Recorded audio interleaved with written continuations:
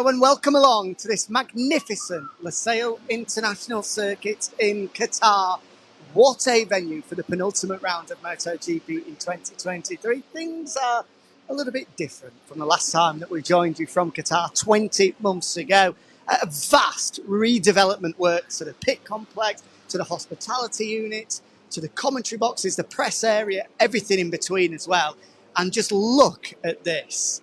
A state-of-the-art facility, by far and away, quite easily jumps in at number one on the places we visit on the MotoGP calendar. I mean, it is a magnificent venue and a fitting venue as well for the next instalment of Pecco versus Martin. Are you hashtag Team Pecco or are you hashtag Team Martin? Across all social media, you can get involved, pick your side. Who do you want to be world champion in 2023? And from the opening practice session of the weekend here in Qatar, it went the way of Team Martin. Jorge Martin, fastest in free practice one, ahead of Johan Zarco, with Team Pecco there in third. But probably don't look into those standings too much. The pace considerably slower, not only than this time last year, but from years previous as well. A huge electrical storm, thunderstorm last night that brought so much rain, biblical weather,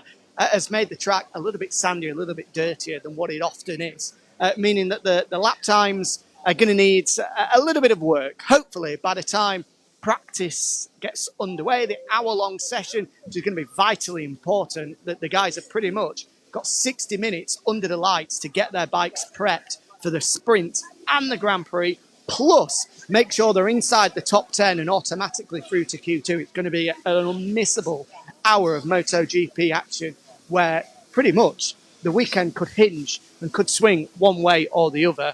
So that's coming up later on, and I imagine that the lap times should tumble quite significantly once that gets underway. So, welcome along then. 14 points the difference between Bagnaia and Martin at this stage, with now 4 point scoring opportunities remaining. And they've been busy as well. You might have seen on Instagram or even at the start of the show that the two title contenders were atop the skyline in Doha yesterday night. A magnificent shot that saw the pair of them either side of the MotoGP Champions Tower as they both look to put their name next to that of Bagnaia from 2022. In terms of what else happened in that session, well, there was quite a bit of drama, including the Muni VR46 man, Marco Bezzecchi, but that was after the checkered flag had gone out during the practice start session. Looks as though Polo Espargaro dived up the inside of him, and then Bezzecchi returned the favour, and then Espargaro did the same again, and then Bezzecchi did the same again, and then when Pol was parked up ready to do his practice start, Bezzecchi sort of rammed into his rear wheel. Not once, not twice, not three times, not four times, but 5 different times. So I'm sure the stewards may well have a quick look at that and potentially have a word with Marco Bezzecchi as a result. Let's see if we can walk and talk with Mark. Mark, just as you're on your way back, can I walk with you? What were track conditions like? A little bit dirty? Yeah, they are dirty, but it's normal. New asphalt. Yesterday was a big storm, so yeah. Apart of that, everything okay. Just take it easy this FT1, and now every practice will be better and better. Good man. Enjoy the weekend. Thank you. Bye. There we go. Just saying that there's lots to come in the hour session coming up. So you've heard it from the man himself, the 8-time world champion, Marc Marquez, who of course is into his penultimate weekend now in those orange colours. Strange to think that a week on Tuesday, that man is going to be pulling on a different leather suit and be jumping on a different motorcycle as well. That's how close the Valencia test is now. But still, 10 days out from the Valencia test, no official confirmation who his teammate's going to be. As we see Miguel Oliveira down there, let's see if we can just swing round and grab a word with Miguel. Because if we do have a situation whereby grip is low and this new asphalt isn't particularly providing grip levels that we've had previous, and it may well be an opportunity for the Aprilia guys to cash in. An Argentina-esque weekend, maybe. Let's see if Miguel, we can just grab some thoughts. He's drinking away. He's going to try and drink that drink as long as possible. How was that? Good. We saw the sunset going into turn 10, so lovely. Yeah. Very nice. Make some nice Instagram photos for later. Yeah. Track was really dirty, but hopefully now in the afternoon, evening, will be a bit better. Good man. Go and enjoy it later on. Cheers. Nice to chat with Miguel as ever. Yeah, it does seem like, as is often the case here at Qatar, the conditions change so drastically from the sort of daytime sunshine sessions, shall we call them, to the nighttime sessions that often, whatever we see in the early afternoon, the mid-afternoon when the sun is shining, doesn't count for anything really. There's no data to be gathered whatsoever, apart from for the rookies learning when to go left and when to go right. But the conditions are so drastically different. Once the lights come on, once the sun sets, the temperature obviously drops dramatically. So as a result, everybody's looking to these sessions coming up, Moto3, Moto2 and MotoGP, of using it to get themselves ready for the weekend. So that's why, if you're watching us from this part of the world, wherever you are, get yourself nicely settled in ahead of what's going to be a big weekend ahead. Has our cameraman injured himself? Are you okay, Amadeu? Looks as though he's got a bit of a limp on here. Have we got an injury? Do we need to go to the medical centre? He's got a bit of a limp on. He must be struggling. I would grab a word with Pablo Nieto here, but he's just chatting away with Ucho at the moment. Bit of a wave with Colette Nieto as well. I'll leave it, or can I have a very quick word just whilst he's chatting away? Just very quickly, Yes. what happened with Marco at the end? We have to see everything, but nothing. Just say hi to the riders. Do you think the stewards might have a look at that? Have they said anything to you? No, at the moment, no. I think he was just like a little bit funny. It wasn't something hard or something like that. Okay, I'll leave you to it. I'm going to come find you, by the way, later on today. I've got some questions to ask you about who your riders might be next year. I cannot hear you very good. No, I'll save it. I'm not going to ask now. I'll give you some hours to prepare some answers, but I'm going to come find you later. I will be ready. Look forward to it. Thanks, Pablo. Because, of course, rumours continuing to link Luca Marini, who was a part of the MotoGP podcast with Fran Wild yesterday, and pretty much confirmed. Well, he didn't actually pretty much confirm, but he certainly didn't deny the strong links with him to the Repsol Honda seat, constantly saying that a project like that, being a full-time factory rider, is definitely something that interests him. We expect that to happen. What we don't know is who his replacement is going to be at VR46. Valentino Rossi, Ucho Salucci, Pablo Nieto, all looking at, as we see, Paolo Campanotti waving along. There's Paolo Ciabatti in the middle, and that's Diego Lavano, I believe. I can't remember his surname. I know it's Diego anyway. On the right-hand side is Fabio Di Gianantonio's manager.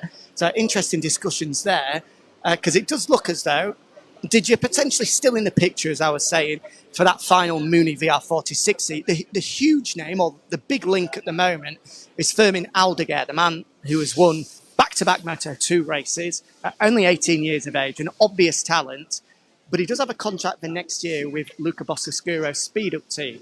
Talk is that the payout for that is quite large, more so for a MotoGP team than it is for a fellow Moto2 team. So, if it was to be the case, this is all paddock rumour, that Boscoscuro less than happy to allow his star man to leave for the MotoGP ride next year, and he's asking for a large sum of money to be able to release from his contract. That opens the door to potentially Fabio Di Gianantonio, potentially Tony Arbolino, Alonso Lopez, another name that has been linked, but he's pretty much in the same boat, as he's also tied to a Boscoscuro contract as well.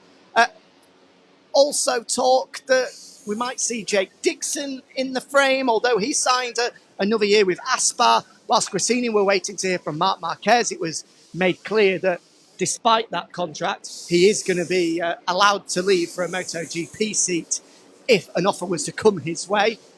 So did you still in the mix for that?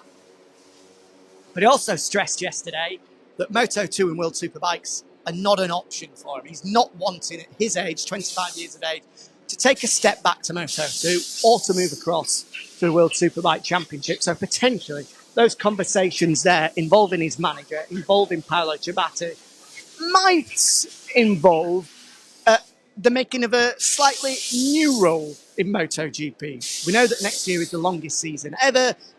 There's more race starts than ever, 22 Grand Prix, 22 sprints. It's been well publicised, the fact that there's been injuries across the board. Pol Espargaro will be stepping into a, what can we call it, reserve rider, a sort of substitutes waiting in the wings to step in. We believe that there may well be an increase in wildcards next year, so potentially Didier might be looking at a role like that within the Ducati ranks for next year, which means that he's available to step in on any of the 8 Ducati machines if any injuries were to occur, which, you know, gives him an opportunity on top of wildcards as well to showcase his talent and prove that he deserves a permanent slot in 2025. Hello, how are you? No, don't worry, I was saying hello.